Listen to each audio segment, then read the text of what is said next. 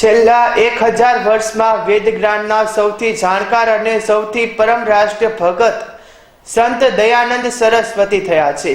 અંગ્રેજોના ગુલામી કાળમાં તેઓએ દેશને સૌપ્રથમ વખત સ્વરાજ્ય શબ્દ આપ્યો છે। લોકમાન્ય તિલકે આ શબ્દ ઉપાડીને સૂત્ર આપ્યું છે, સ્વરાજ્ય મારો જન્મસિદ્ધ અધિકાર છે।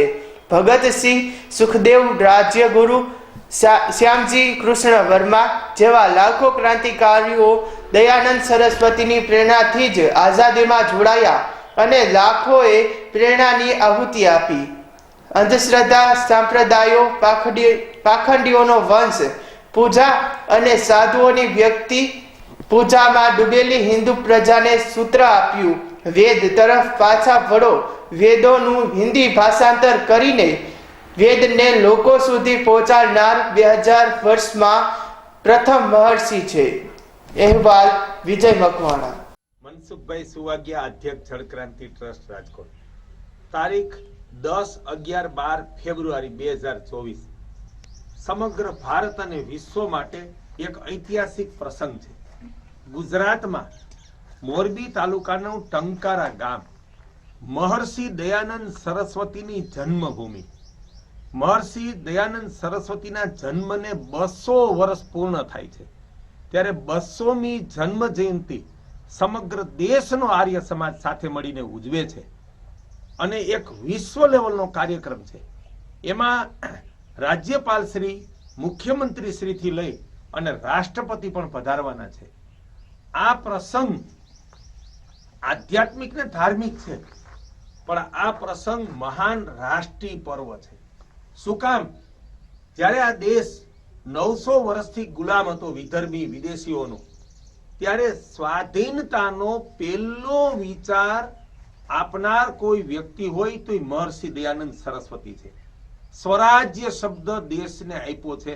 આનું ગૌરવ 6.5 કરોડ ગુજરાતીને તો હોવું જોઈએ, પણ દેશના એક એક નાગરિકને જે વિદેશમાં વસતા ભારતીયને હોવું જોઈએ કે સ્વરાજ્ય શબ્દ અહીંયા અમુક એવા સંપ્રદાય થયા છે કે એના સ્થાપકે અંગ્રેજોને એવા આશીર્વાદ આપ્યા કે તમારું શાસન છે ને સૂરજચંદ્ર રહે ત્યાં સુધી કાયમ તપન, અને એવા પાખંડીઓ ભગવાનના ભગવાન થવાને હીન પ્રયત્નો પોતે કરતા ગયા ને એના અંધ અનુયાયીઓ પ્રજામાં આવું ઠોકી બેસાડે છે।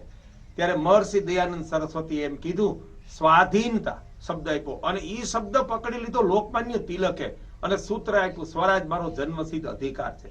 પછી દેશમાં એક ચેતના જાગી, એની પાછળ ગોપાલ કૃષ્ણ ગોખલે, એની પાછળ ક્રાંતિકારીઓ, એની પાછળ 1857ના વિપ્લવથી લઈ અને પછી છેક ભગતસિંહ સુધીના લાખો ક્રાંતિકારીઓએ દેશ માટે બલિદાન દઈ દીધું, જીવન સમર્પણ કર્યું। એના પ્રણેતા દયાનંદ સરસ્વતી છે। આપણે જેનું કાંઈ પ્રદાન નથી, કોઈ ચમત્કારથી, કોઈ વારસાથી, કોઈ પરચાથી પ્રસિદ્ધ છે ને ત્યાં ટોળાશાહી કરીને જાય છે। એ ધર્મ નથી, ધર્માભાસ અને અંધશ્રદ્ધા છે। ગુજરાત અને ભારત એનાથી મુક્ત થાય।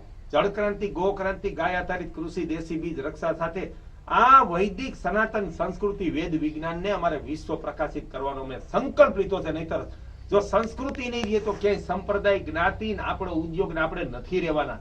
એટલે મહાન સંપ્રદાય નથી, સંપ્રદાયનો મહંત કે સ્થાપક નથી, મહાન સંસ્કૃતિ છે। એની ઉપર ખીલેલા દરેક મનુષ્ય એક પુષ્પ છે, એ એના પિતા નથી। આ આપણે સત્ય સમજીએ।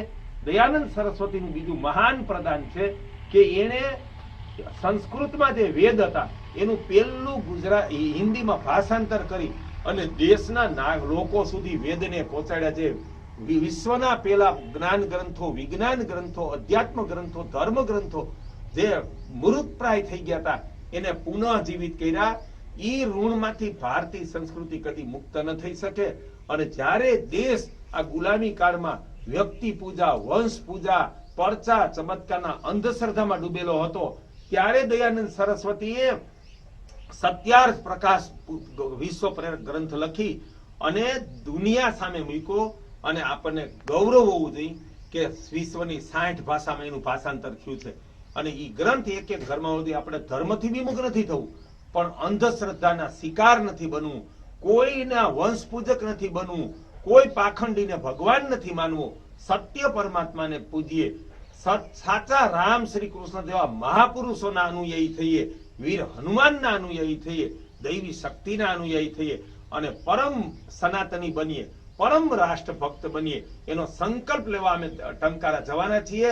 તો જળક્રાંતિ ટ્રસ્ટ આ રાષ્ટ્ર સેવા સાથે જોડાયેલા તમામ લોકોને તમારી હૃદયથી અપીલ છે, પણ એને એ પણ અપીલ છે કે આ વિડીયો તમે એક એક ગુજરાતી સુધી પહોંચાડી અને 10, 11, 12 આગામી ફેબ્રુઆરીએ આપણે સૌ ટંકારા જઈ આવા હજારો વર્ષ પછી એક મહર્ષિ જૈનમાં એ ધરતીને વંદન કરીએ, એની અભિવંદના કરીએ. તો ચાલો સૌ ટંકારા. ભારત માતા કી જય. મનસુખ